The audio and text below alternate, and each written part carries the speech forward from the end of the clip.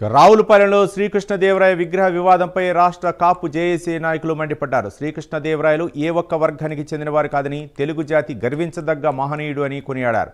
ప్రజల సహకారంతో విగ్రహం ఏర్పాటు చేస్తుంటే వైసీపీ జిల్లా అధ్యక్షులు చిర్ల జగ్గారెడ్డి అడ్డుకోవటం వెనుక ఆంతర్యం ఏమిటని ప్రశ్నించారు. శ్రీకృష్ణదేవరాయలు ఒక జాతికో, ఒక మతానికో, ఒక ప్రాంతానికో సంబంధించిన వ్యక్తి కాదు. భారతీయ చరిత్రలో గొప్ప చక్రవర్తిలో అతను ఒక రాజ్యం రాజు కాదు, గొప్ప చక్రవర్తిలో ఒక అతి గొప్ప చక్రవర్తి శ్రీకృష్ణదేవరాయలు. ఈరోజు కూడా ఆయన పాలనా సంస్కరణ కానీ, ఆయన పాలనా విధానం కానీ, ఆయన టైంలో జరిగిన వ్యాపార లావాదేవీలు కానీ, కళల యొక్క సంపత్తి కానీ చూసుకున్నట్టయితే అటువంటి చక్రవర్తి భారతీయ చరిత్రలో లేడు.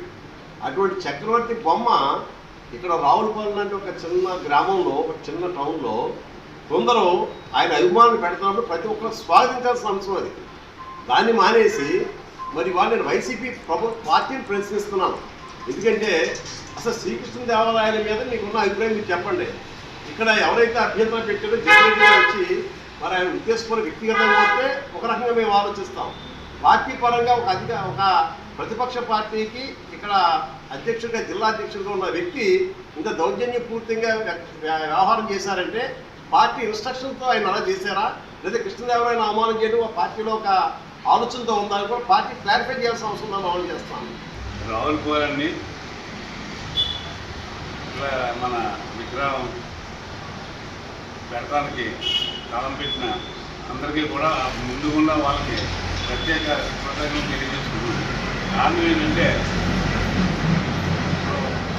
శ్రీకృష్ణదేవరాయలు గారు ఒక మామూలు వ్యక్తి కాదు.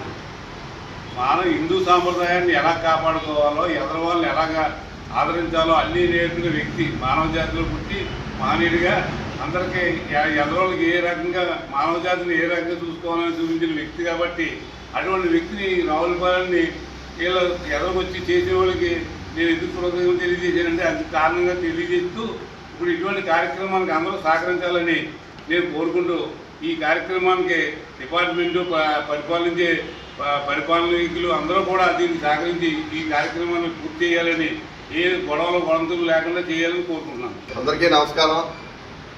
గత 6 రోజులుగా రావులపాలెంని జరుగుతున్న దుర్మార్గం చూసాం. ఇప్పుడు విష్ణు గారు, ప్రకాష్ గారు మేమంతా కూడా వచ్చి రాయలవారి ఎకరాన్ని కూడా చూడటం జరిగింది. ఇక్కడికి వెళ్ళి ఇక్కడ దీంట్లో ఇష్యూ ఏమీ లేదు, వైసీపీ ఇష్యూ చేస్తుందన్నదే రాష్ట్ర వ్యాప్తంగా తెలిసింది. అంటే జగ్గిరెడ్డి గారు వైసీపీ జిల్లా ప్రెసిడెంట్ గారు, ఆయన రాయలవారు గత 600 సంవత్సరాల చరిత్ర ఉన్న నాయకుడు. రాయలవారు కూడా అందరూ గౌరవించే నాయకుడు. కాపు ముద్ర వేయవలసిన అవసరం కూడా లేదు ఆయనకి, ఆయన బలిజైనా.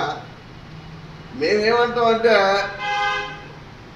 ఏమీ లేని దానికి ఇక్కడ ఒక అలజడి సృష్టించి కాపులేదో తప్పు చేస్తున్నారో, బలిలేదో తప్పు చేస్తున్నారన్న భావాన్ని ఈ రాష్ట్రంలో వినిపించాలని అనుకున్నాడు ఆయన. అక్కడైతే ఇక్కడ ఏం జరగలేదు, అన్నీ అధికారికంగానే జరిగాయి.